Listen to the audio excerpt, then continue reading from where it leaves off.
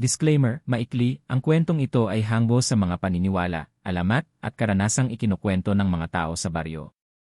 Hindi ito naglalayong magdulot ng kapahamakan, kundi magbigay babala at aliw sa mga nakikinig. Ang anumang pagkakatulad sa tunay na tao o pangyayari ay nagkataon lamang. Sa isang liblib na baryo sa probinsya, nakilala si Jomar, isang binatang 18 anyos na kilala bilang masipag at mapagkakatiwalaan. Sa murang edad pa lamang, natuto na siyang kumayod para sa pamilya. Ang trabaho niya ay kakaiba ngunit napakahalaga. Siya ang tagahatid ng mga kinatay na baboy mula sa bayan papunta sa kanilang baryo at karatig na lugar. Hindi biro ang trabahong ito. Madalas ay gumigising siya ng madaling araw o di kaya ay naglalakad sa dapit hapon bitbit ang mabigat na kargada. Ang baboy na kanyang dinadala ay nakalagay sa isang lumang kariton, at minsan ay kinakailangan niyang buhatin kapag hindi madaanan ng gulong ang matatarik at mabatong daan. Sa bawat pawis na tumutulo mula sa kanyang noo, iniisip niya ang kanyang ina na may karamdaman at mga kapatid na umaasa sa kanya para sa pagkain at gastusin sa eskwela. Tahimik at payapa ang baryo tuwing umaga, ngunit nag-iba ang lahat kapag palubog na ang araw. May mga kwentong kumakalat tungkol sa mga kakaibang nilalang na gumagala kapag gabi, mga nilalang na may matatalim na kuko, mahahabang dila, at kayang magpalit ng anyo upang malinlang ang mga tao. Sa mga matatanda, ito ang mga tinatawag nilang aswang. Minsan, habang nakaupo si Jomar sa ilalim ng puno, matapos maghatid ng kargada, lumapit sa kanya ang matandang si Lola Sean, isa sa pinakagalang sa kanilang baryo. Habang umunguya ng buyo, mahina nitong ibinulong, "Jomar, iwasan mong maglakbay kapag malalim na ang gabi. Lalo na sa kagubatan na daanan mo, maraming matang nakamasid."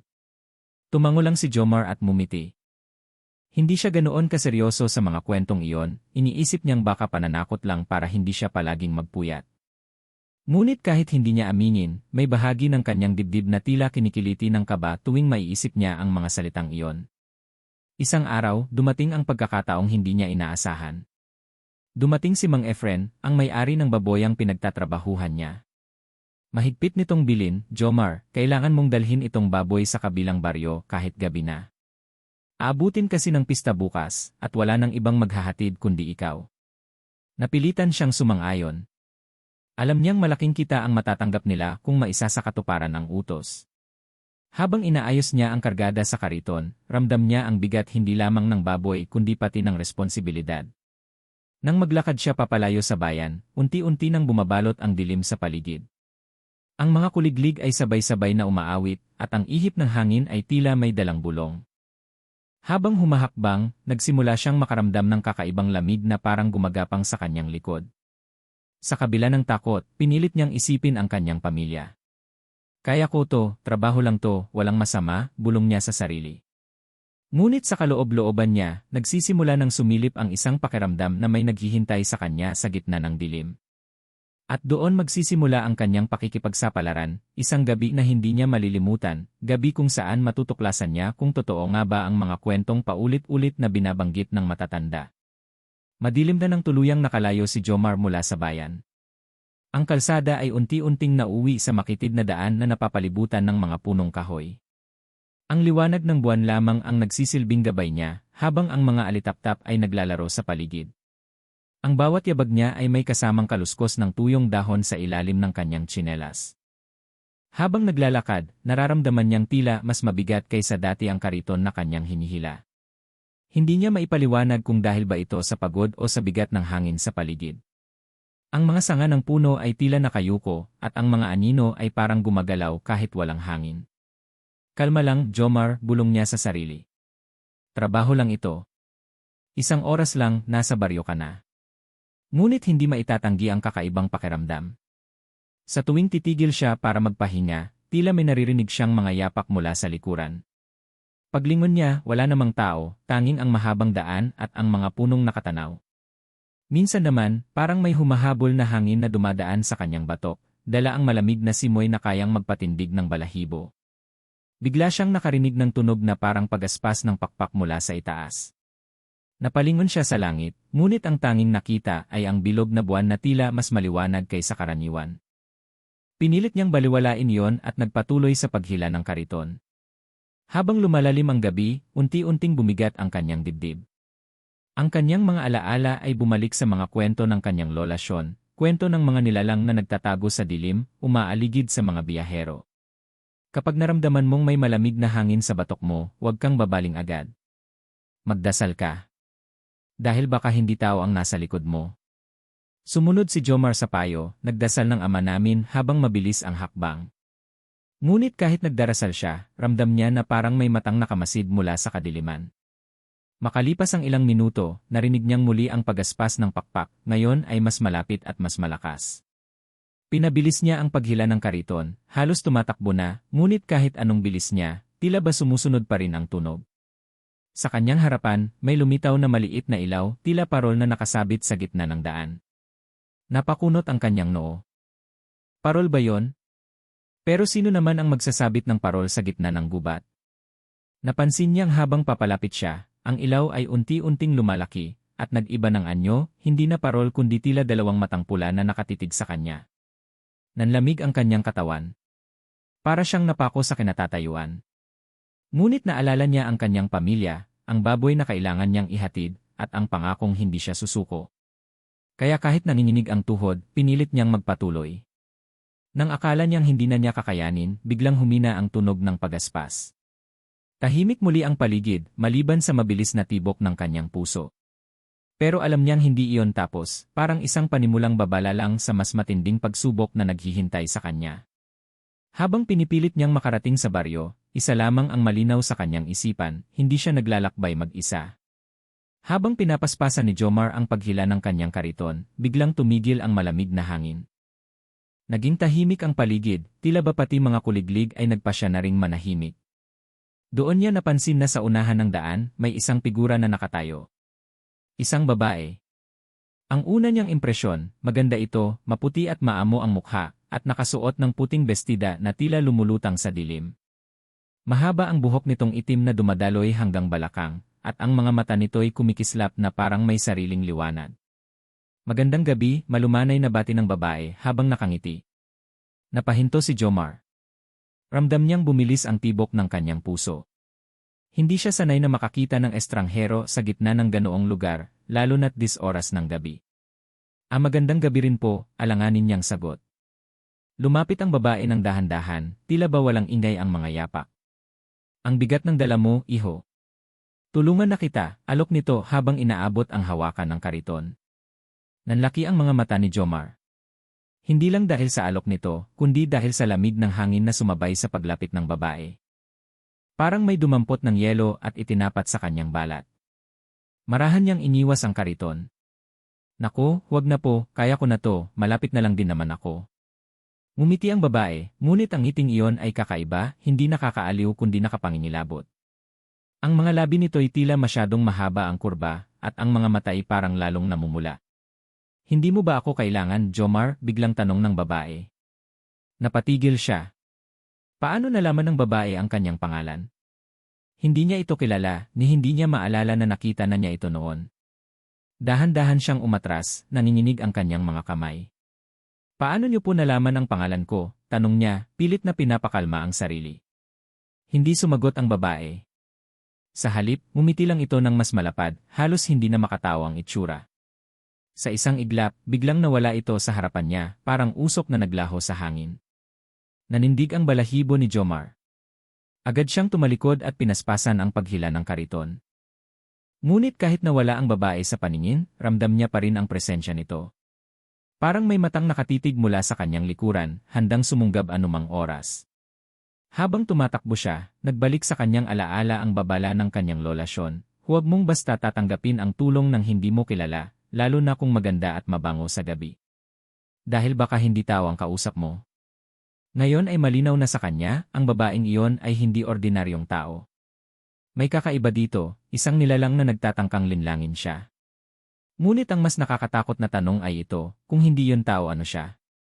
Sa paglalakbay ni Jomar, mas lalo niyang naunawaan na ang kanyang gabing ito ay malayo sa pagiging ordinaryo.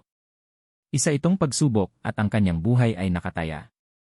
At sa dilim na kanyang tinatahak, alam niyang hindi pa tapos ang lahat, dahil ang unang pagtatagpo na iyon ay simula pa lang ng kanyang tunay na bangungot. Habang patuloy na naglalakad si Jomar, hindi niya maiwasang balikan sa isip ang nangyari. Ang misteryosong babae na nag-alok ng tulong, ang ngiting nakapangingilabot, at ang biglaang pagkawala nito. Parang isang panaginip na hindi niya kayang ipaliwanag, ngunit ramdam ng kanyang katawan na totoo ang lahat. Pinabilis niya ang paghakbang, hawak ng mahigpit ang hawakan ng kariton. Ngunit sa bawat hakbang, pakiramdam niya'y may bigat na nadagdag sa kanyang dala.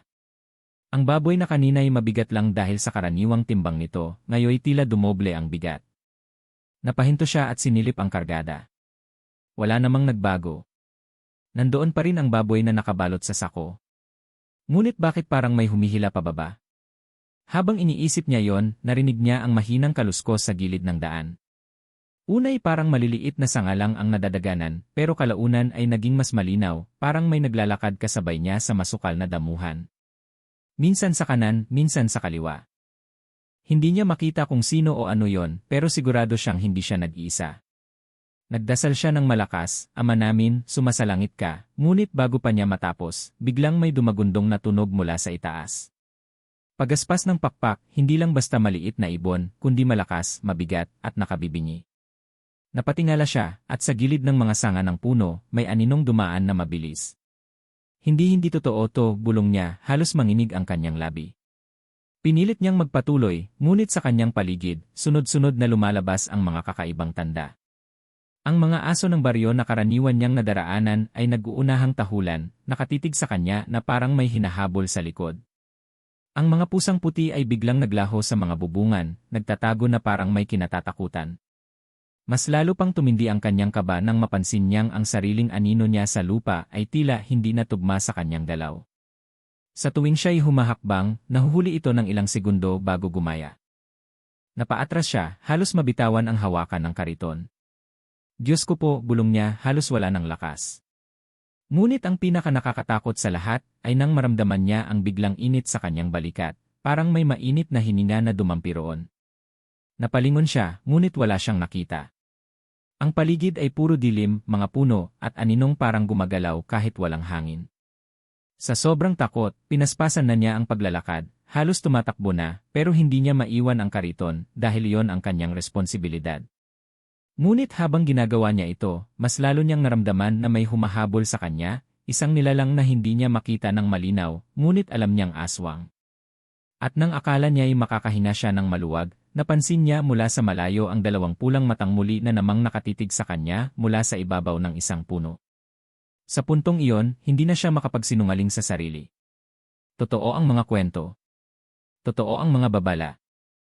At ngayong gabi, siya mismo ang target ng nilalang na yon. Mabilis ang hakbang ni Jomar habang patuloy na hinihila ang kanyang kariton.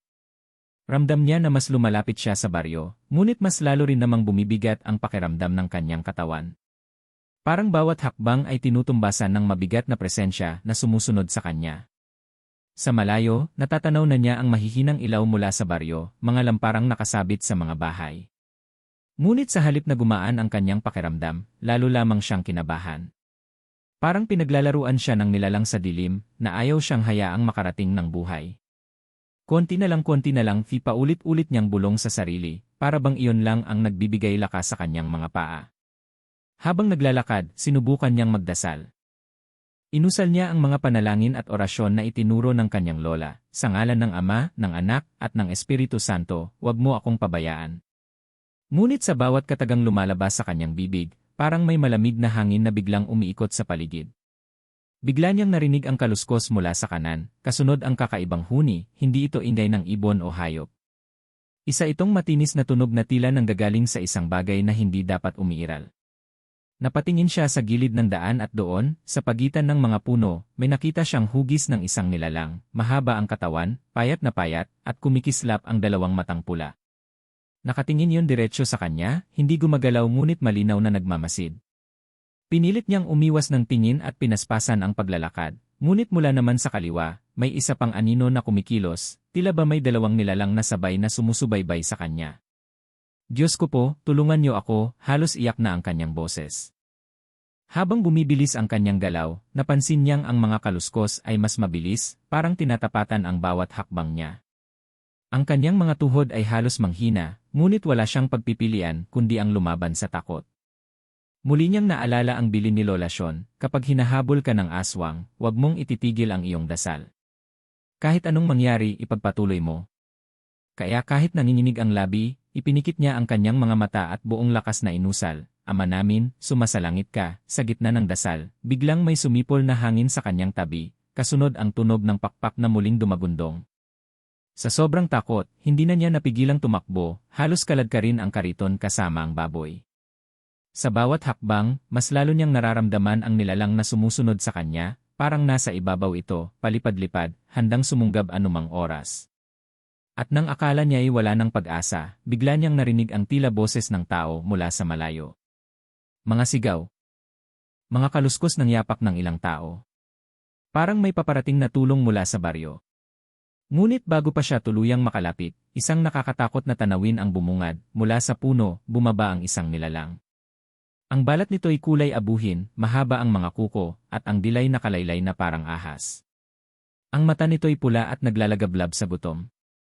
Humarang ito sa kanyang daraanan. Napatigil si Jomar, nanginginig ang buong katawan. Hawak niya ang pamalo na laging dala ng mga tagahatid, at sa sandaling iyon, alam niyang wala ng atrasan. Humaharang sa gitna ng daan ang nilalang na ngayon ay kitang-kita na ni Jomar. Hindi na ito anino o bulong-bulungan lamang, isa itong aswang. Ang balat nito ay kulay abo, halos nakadikit na sa mga buto. Ang mga kuko'y mahaba at matutulis, at ang dilay na kalaylay na parang ahas, kumikislot-kislot na animoy may sariling buhay. Ang mga mata nito'y nagliliyab sa pula, nakapako kay Jomar na parabang tinitimbang ang kanyang lakas. Sa wakas, anas ng nilalang, boses na paos at mabigat. "Kanina pa kita inaabangan, binata." Halos matuyo ang lalamunan ni Jomar. Nanginginig ang kanyang mga kamay, ngunit mahigpit niyang hinawakan ang kanyang pamalo. Sa kabilang kamay ay hawak niya ang kutsilyo na lagi niyang dala sakaling kailanganin. Kahit natatakot, hindi siya nagpakita ng pagsuko. "Hindi mo ako makukuha," sigaw niya, pilit na pinapalakas ang loob. Mabilis na sumugod ang aswang, nakabuka ang bibig na may mahahabang pangil. Agad namang ikinampay ni Jomar ang pamalo at tinamaan ang balikat ng nilalang. Umungol ito sa sakit, ngunit hindi umatras, bagkus mas lalo pang nagnitnit. Muling sumugod ang aswang, at sa pagkakataong ito ay tinangkang sunggaban ang kanyang mukha gamit ang matatalim na kuko. Napaatras si Jomar, kasabay ng mabilis na saksak ng kanyang kutsilyo sa tagiliran ng nilalang. Kumislot ito, ngunit hindi basta bumagsak. "Ako si Jomar. Hindi ako matatakot sa iyo," halos sigaw niya, kahit nanginginig ang kanyang boses. Ngunit sa totoo lang, ang kanyang lakas ay hindi lamang nagmumula sa sariling tapang. Sa kanyang puso, ramdam niya ang presensya ng kanyang mga ninuno, at ang mga dasal ng kanyang lola na paulit-ulit na nagbibilin sa kanya. Nang muling sumugod ang aswang, biglang bumigat ang hangin sa paligid. Ang baboy sa kanyang kariton ay tila gumalaw, parang may kakaibang enerhiya. Ngunit hindi na niya iyon inintindi. Ang lahat ng atensyon niya ay nasa nilalang na nasa kanyang harapan. Mabilis siyang umatras, huminga ng malalim, at buong lakas na inundayan ng palo ang ulo ng aswang. Napaurong ito, ngunit muling gumanti at tinangkang sunggaban ang kanyang binti. Agad niyang ibinato ang asin na nakalagay sa maliit na supot sa kanyang bulsa, itinurok iyon ng kanyang lola bago siya umalis. Pagdampi ng asin sa balat ng aswang, nagsimulang umusok at umiyak ito ng malakas, isang iyak na hindi galing sa tao. Kumislot ito ng kumislot, ngunit hindi pa rin tuluyang umatras. Hindi pa tapos, sigaw ng nilalang habang patuloy ang pagngangalit. Ngunit hindi na nagpadaig si Jomar. Ginamit niya ang lahat ng lakas, binigwasan ng paulit-ulit ang ulo at katawan ng aswang gamit ang pamalo at kutsilyo. Ang dugo nito'y maitim at malagkit, dumadaloy sa lupa, ngunit kahit sugatan, patuloy pa rin itong lumalaban. Habang nagkakagulo, bigla niyang narinig ang mga tinig mula sa malayo, mga sigaw ng tao, mga yabag na papalapit. Ang mga taga-baryo. Lalo siyang ginanahan. Konting tiis pa, konting oras na lang, bulong niya sa sarili. Sa huling pagkakataon, inundayan niya ng matinding palo ang liig ng nilalang, dahilan upang ito'y bumagsak sa lupa. Ngunit bago pa ito tuluyang sumuko, umalingaw ang isang malakas na huni mula sa kalangitan, parang may kasama pa itong nilalang na paparating. Napalunok si Jomar. Kahit pasugatan ng aswang, alam niyang hindi pa tapos ang lahat. Halos maubos na ang lakas ni Jomar. Ang kanyang mga braso ay nangangalay, ang dibdib ay mabilis ang paghinga, at ang kanyang katawan ay nanginginig sa takot at pagod. Sa harapan niya, nakahandusay ang sugatang aswang, ngunit hindi pa rin tuluyang sumusuko. Ang mga mata nito'y nanlilisik, at ang paghinga ay parang alon ng galit na pilit bumabangon muli. Biglang umalingaw ang mga sigaw mula sa malayo. Jomar! Jomar! Nang lumingon siya, nakita niyang paparating ang ilang kalalakihan mula sa baryo. May dalang mga itak, sulo at supot ng asin. Nangunguna si Mang Efren, ang kanyang amo, at ilang matatandang lalaking matagal ng bantay ng kanilang baryo. Atras, Jomar, sigaw ni Mang Efren. Agad na umatras si Jomar, habang ang mga taga-baryo ay pumalibot sa nilalang. Sabay-sabay nilang inundayan ng palo at saksak ang aswang, habang ang iba'y nagbuhos ng asin at saboy ng bawang. Agad na umusok ang balat ng nilalang, at ang iyak nito'y mas malakas kaysa kanina, parang isang hayop na sinisilaban. Hindi niyo ako matatalo, sigaw ng aswang, ngunit ang boses nito'y unti-unting humina habang patuloy na sinusugatan ng mga taga-baryo. Habang pinapanood ni Jomar ang tagpong iyon, napansin niyang hindi lang isang nilalang ang problema. Mula sa itaas ng mga puno, may mga aninong gumagalaw, mga matang pula na nagkukubli sa dilim. Alam niyang hindi isa lang ang kanilang kalaban, marami pa. Maghanda kayo. Hindi lang siya mag-isa, sigaw niya, halos mawalan ng boses. Nagsitindig ang mga taga-baryo, sabay-sabay na nagtaas ng mga sulo at itak. Ang iba na may nagsaboy ng asin sa paligid, nilalagyan ng bilog na proteksyon sa gitna kung saan nakatayo si Jomar at ang kariton. Mula sa itaas, muling narinig ang malakas na pagaspas ng mga pakpak. Isa, dalawa, tatlo, higit pa. Parang isang grupo ng mga nilalang ang umiikot sa kanila, naghihintay ng tamang sandali para umatake. Huwag kayong bibitiw. Sama-sama tayo, sigaw ni Mang Efren, sabay taas ng kanyang itak.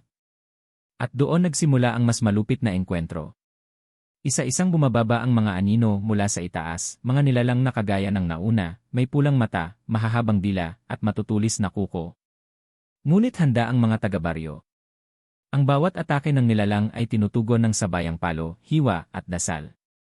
Ang paligid ay nagmistulang impyerno, mga sigaw ng tao, huni ng aswang, usok mula sa bawang at asin, at apoy mula sa mga sulo. Ang hangin ay mabigat at mabaho, amoy ng dugo at sinunog na laman. Habang nagaganap ang laban, nakalapit si Lola Sean, dala ang isang lumang rosaryo.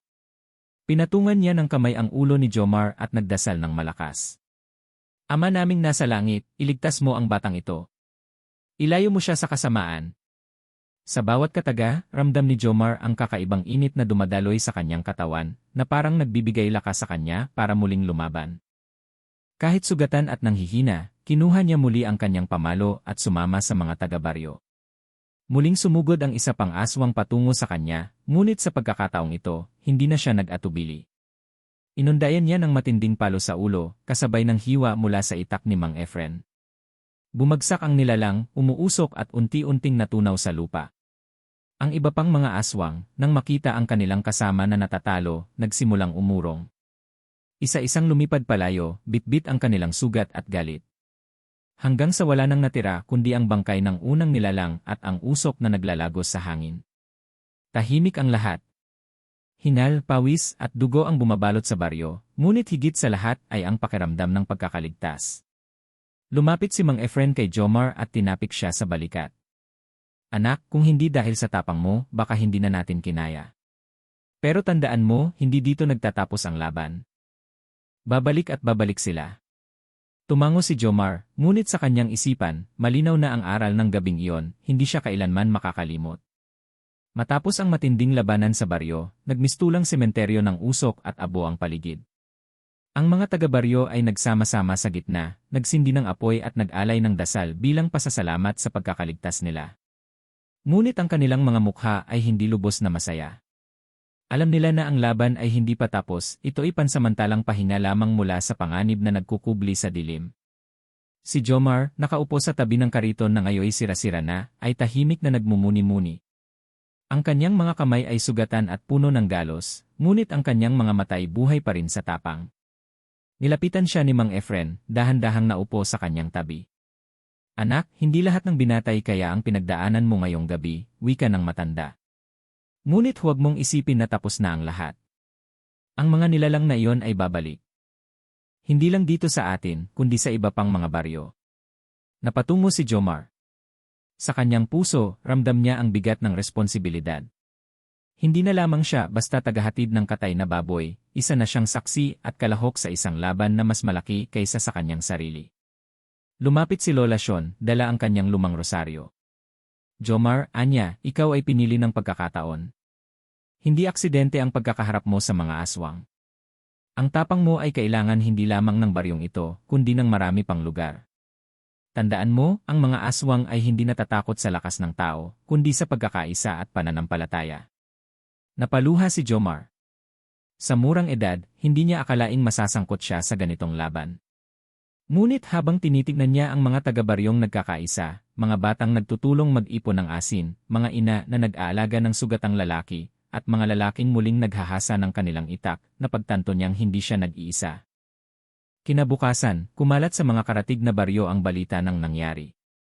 Ang binatang tagahatid ng karne, ang mga matatandang mandirigma, at ang buong baryo na sama-samang lumaban sa mga nilalang ng dilim.